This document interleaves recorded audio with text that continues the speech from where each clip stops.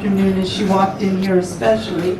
So we are so thankful that we get to share this evening with you as she tells you the story of her father from a daughter's perspective.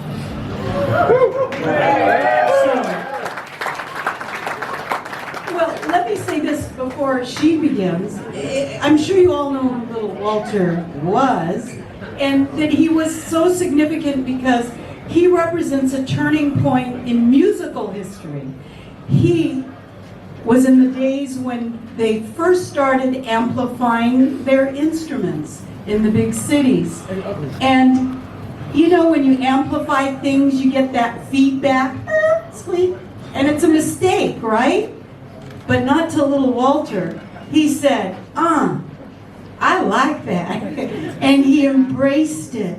And he used that feedback as part of his signature sound, which later on, Jimi Hendrix, Eric Clapton, all the guitar players, and all the blues harmonica players thereafter, they also amplified and used feedback as part of their sound as well. So he really is a turning point in history, and he has had a great effect on musicians around the world.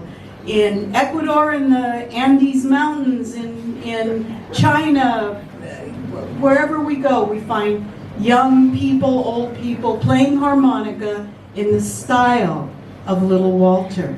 But we're going to give you a different perspective today, from a very unique perspective, the perspective of a daughter. So, shall we begin? Okay. Helping us tell the story again is my husband, Billy Branch, and Giles Corey, a legend in the making himself. Yes. And is this not the cutest picture ever? Guys, no one said,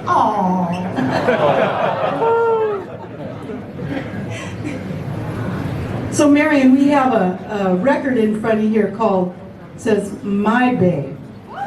Can you tell us a little bit about that? I sure can. My Babe came out in 1955. 2 years later, yours truly was born. So at a very young age, I knew that I was daddy's little girl. So a lot of times my dad would hold me all the time, and my sister would get angry at me. She would say, he was my dad before your dad. Like, sit down somewhere, girl. And my mom would tell him, Walter, stop holding her, you're gonna spoil her. And he said to her, as long as I'm around, that's my baby. Billy, give me some of my baby. All right.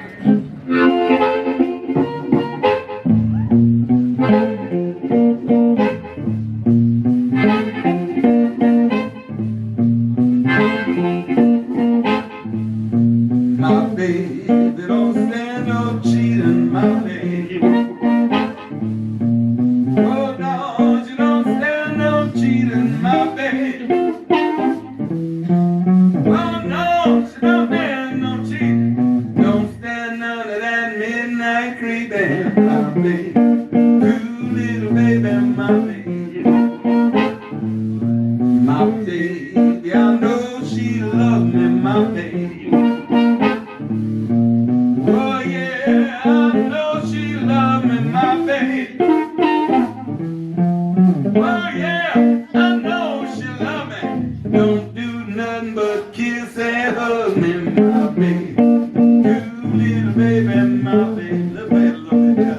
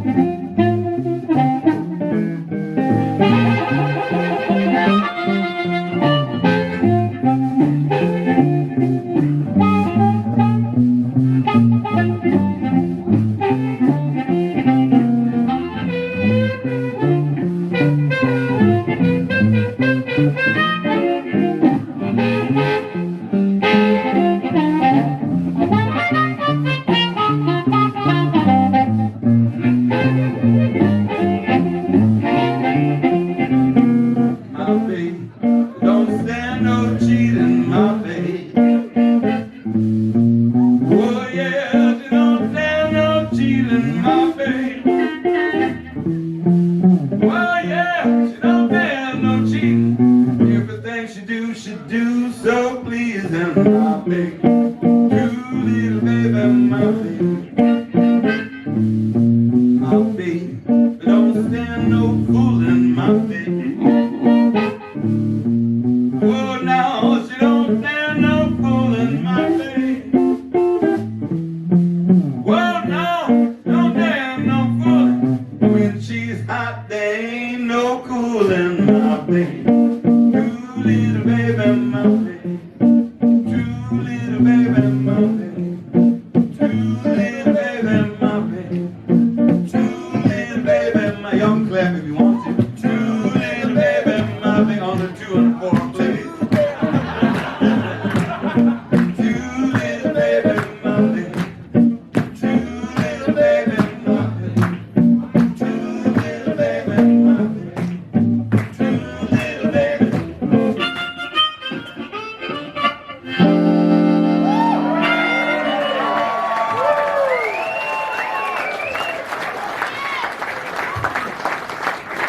Thank y'all. Okay, guys, let's continue. Now, we all know I was 4 about this time. And those go some of my tours. If anyone was born in the 60s, they should remember some of these things. But I have a story to tell you guys that I did that probably should have got in trouble for it, but my daddy saved me. Let me tell you the story. You see that wash machine? You see on the 3rd floor? We stayed on that 3rd floor. Dad had bought Mama a wash machine just like that. So he bought me one too. So this particular day, I decided to go in the bathroom to wash my doll's clothes. So when I went in the bathroom, guess what I did? I locked the door. So I locked the door in the bathroom, washing my doll's clothes. I knocked on the door. And it was my mom. She says, Marion, let me in. I'm like, nope.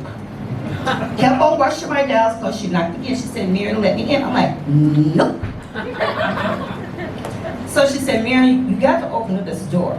So needless to say, I didn't open up the door because I knew if I opened up that door, she was going to get me, first of all, for being there washing the doll clothes and I wasn't supposed to, besides locking the door. Right? So, okay, what kid going to open up a door?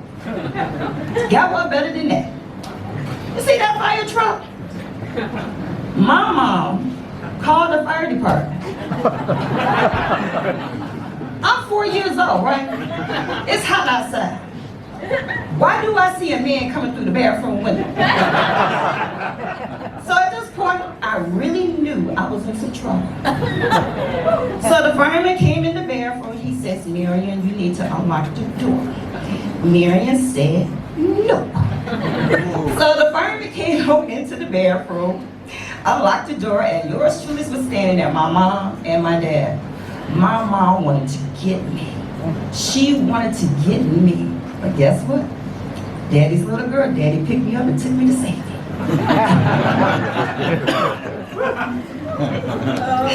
So, needless to say, I didn't get in any trouble and my doll clothes got clean.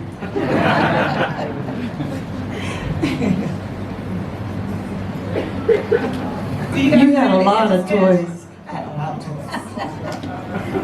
I remember those toys.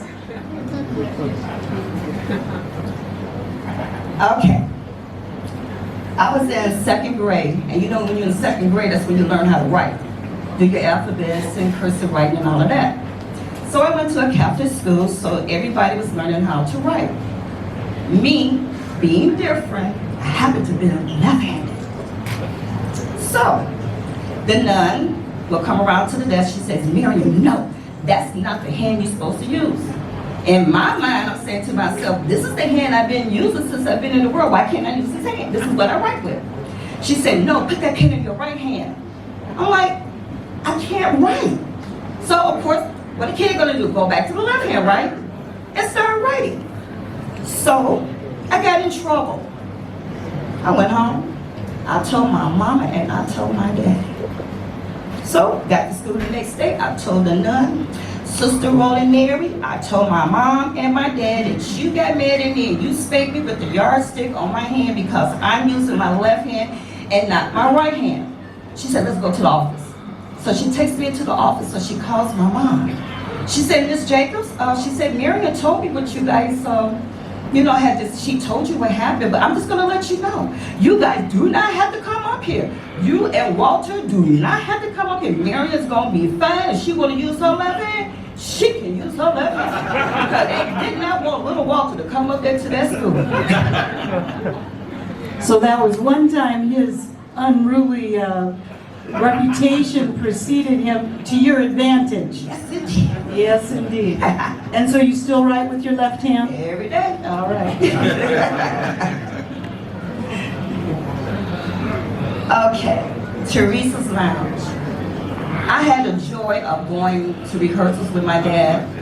Enjoyed every moment of it, except the beer and the smoke. But once you get past it, the music sounds really, really good. So my dad would take me to rehearsal with him.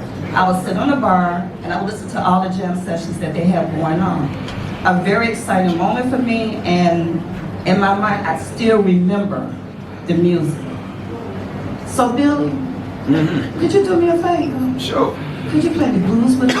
All right, now, come on.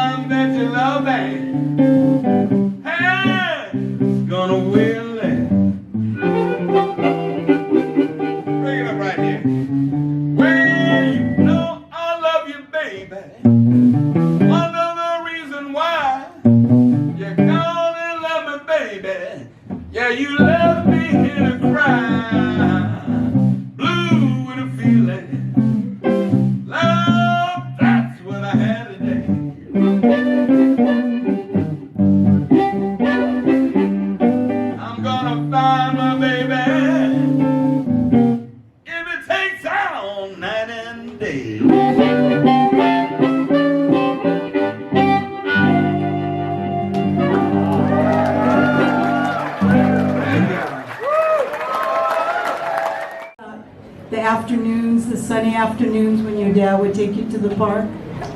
Yes, I can. Okay. Dad would come by and pick me up. Like when he just came out for gig, okay? He would always take me to the park. So we'll go to the park, and you know when you go to the park, there's always a lot of kids there. And one thing I can say about my dad, he bought every single kid an ice cream. And he always made sure I had somebody to play with. I didn't realize really what was going on, actually till after I got grown. So while I'm outside playing with the kids, he's in the car with the lady. Never understood the whole concept of the whole thing, but I realized it when I got older. So needless to say, when we would leave the park, I would always come home with a bag full of toys and clothes. My mom would never say anything. I guess, you know, when you have a celebrity, you know what happens, you know? But my dad was a very generous man. He loved everybody. Anytime he was around, if anybody needed anything, he would do it. He would even open up his trunk. And in the trunk of his car, guess what's back there? Dollars, fives, and tens. He didn't believe in banks. He kept his money in the trunk of the car.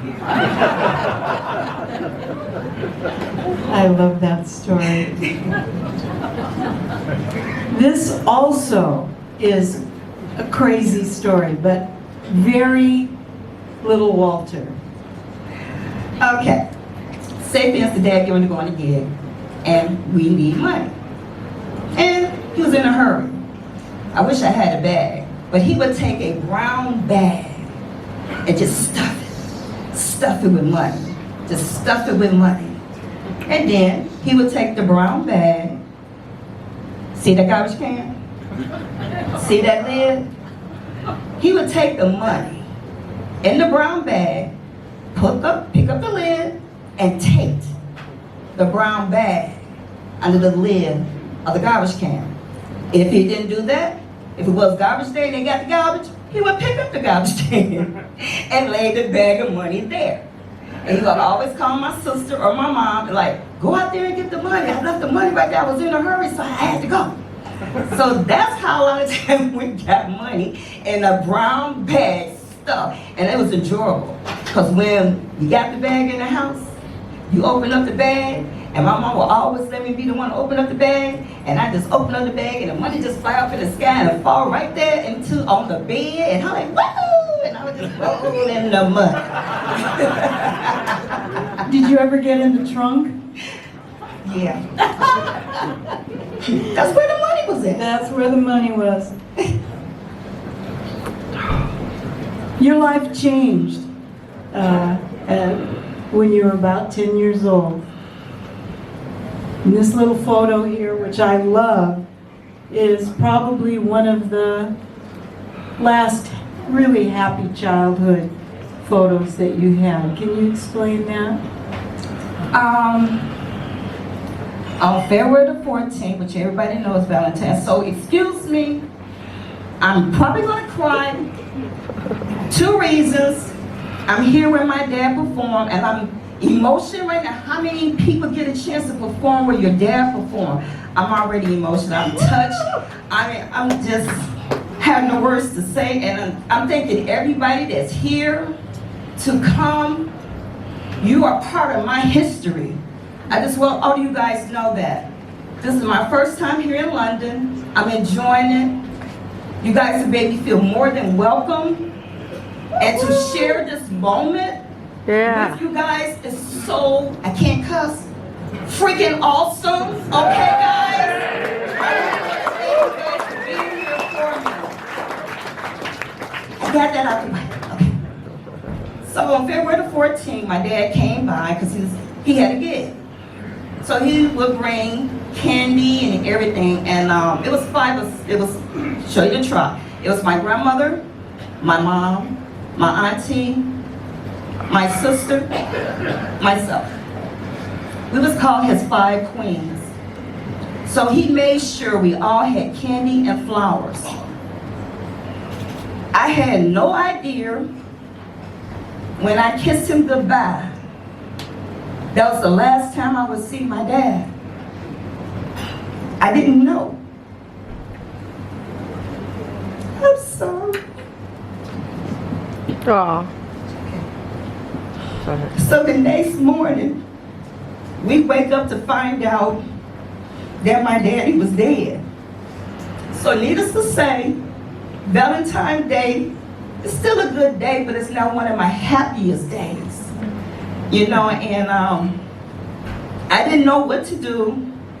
So I went to school early, went in the classroom, and she probably can't go back, but I'll tell a story. I went in the classroom, and you know how the board is, you get your chart, you know, when you was bad, what you had to say, I will not talk in school, I will not talk in school. Remember those days, guys? I know you should. Well, maybe y'all didn't have to do that here. In the United States, if you was bad, you wrote on that board. So I went into the classroom, and there was no one there. And I just wrote on the board, my daddy is dead. My daddy is dead. At 9 years old, what do? How do you grasp it? How do you deal with it? That was my way of dealing with it. So needless to say, that was 1968, we are 2020, and it still feels the same. Because I love my daddy, and I know my daddy loved me. And I just want to thank you guys. I did break down real bad, Rosa. I did good. I'm proud of you. I did good. Normally I'm boo-hooing guys, but That's because you guys made it easy for me. Trust me. Thank you so much. that's because we boo-hooed earlier. And you know, it's an incredible experience that you went through, because for the remaining milestones of your life, he wasn't able to be there with you, but I believe he really was watching over you. So Every single day, right now, believe it or not, guys, I hope you're not superstitious or nothing like that, but right now I feel his embracement. Like his spirit is here, and I just want to thank you. Thank you so much. Woo.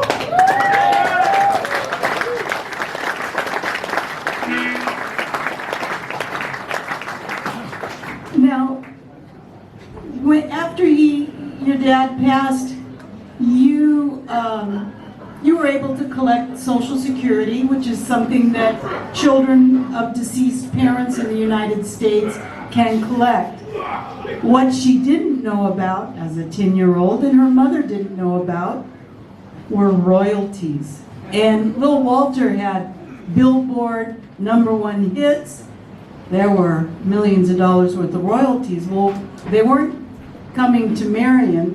But how did you find out about that there were such a thing of royalties? I know you were working for the Chicago Police Department, and that's a photo from an event there. Yes, I used to work for Chicago Police Department. I did 25 years, retired now from Chicago PD. I was a 911 operator. And this particular day, my sergeant called me into the office. He said, Diaz, I need you to come in. I'm like, when you go to the office, it's usually something going on, right? So right now, I'm like, okay, what did I do? Did I do something wrong? So when I go into the office, the song Juke is playing. So I'm coming in, he looked at me like, what are you doing? I'm like, I like that song. You don't know nothing about that song? I said, Sarge, that's my daddy. He said, what? He said, no, and I'm like, Sarge, I'm named after him. I'm Marion Jacobs Diaz. I'm his daughter. He's like, you're lying. I'm like, no. He said, here we go again. Excuse me, guys. What the hell are you doing working here? I'm like, I need a job. I have to pay for stuff. So that particular night changed my life. I had no knowledge of anything about royalties, and we talking about almost 30 years. I didn't know nothing about that. So as I was going home that particular night, I got to thinking, who would not think, okay? I get home, I turns the TV on, channel 11, and guess what? Selling my daddy's music. I said, well, okay. I think I need to check this out. So I found an attorney, and of course he said the same thing too. You're not Little Walter's daughter. You know how many people came through here and said it was Little Walter's kid? Can you prove it? I'm like, what do you need? I said, well, I got Social Security. He said, that's a good thing. He said, what else you got? I'm like, I don't know, what you need? He said, you got baptism records, you got comfort, you got da-da-da. So I'm like, yeah, I got baptized, and Daddy was alive when I got baptized. So I went to St. Anselm School, and to show you how things work and how timing is, I had to go to the rectory. We're talking about a whole lot of years now. I'm not gonna count, but if you know the time, you know, believe it or not, I'll be 63 years old this year. Yes. Thank you. So anyway, and I normally don't tell my age, but if you start counting when you leave out here, you could have figured it out anyway. Be proud. Be proud. Thank you. So anyway, so I found an attorney. I went to the rectory, and an older lady answered the door, and believe it or not, her name was Marion. And we talking about in the 70s, things was on microfiche. If anybody back in the day, remember there was not no Google, you really had to research stuff back in the day. So I told her what I needed. I was expected to wait months, maybe years, because it's been so long. She got that information to me in 2 days. 2 days. So at that point in time, I had enough information for the attorneys to take over the case.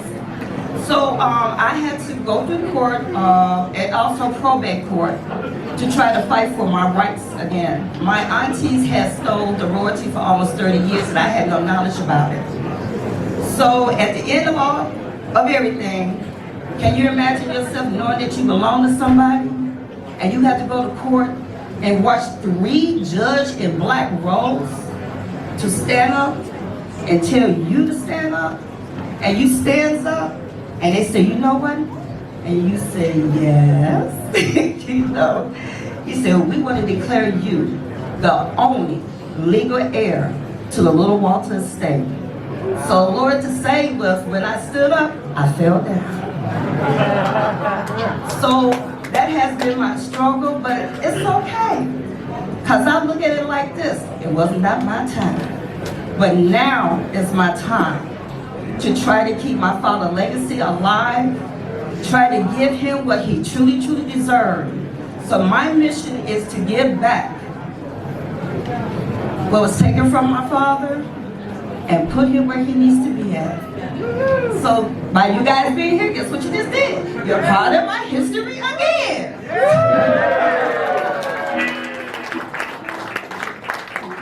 Well, and another part of that story is that the legacy lives on. And after she was able to be reinstated as Little Walter's daughter legally, then she was able to start the Little Walter Foundation, which is dedicated to carry on the legacy and music education and to continue promoting his wonderful legacy.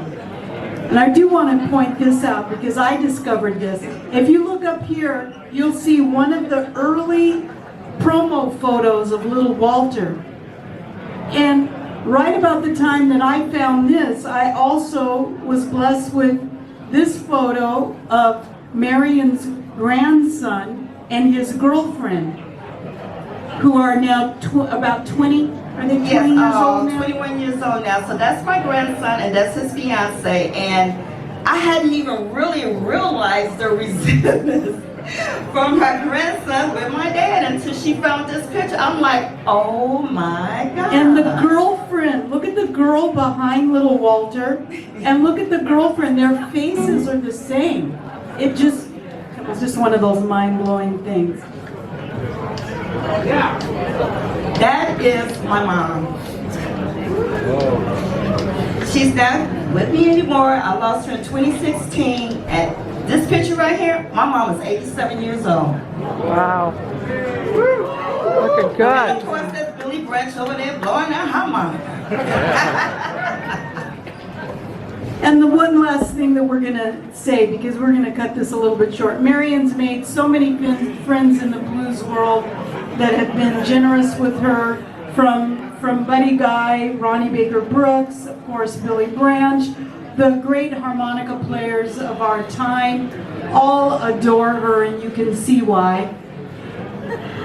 And what we would like to ask you to do is to consider joining the Little Walter Foundation. Making donations are simple, and even, now these are in US dollars, but $25 is what, about 20 pounds or something like that.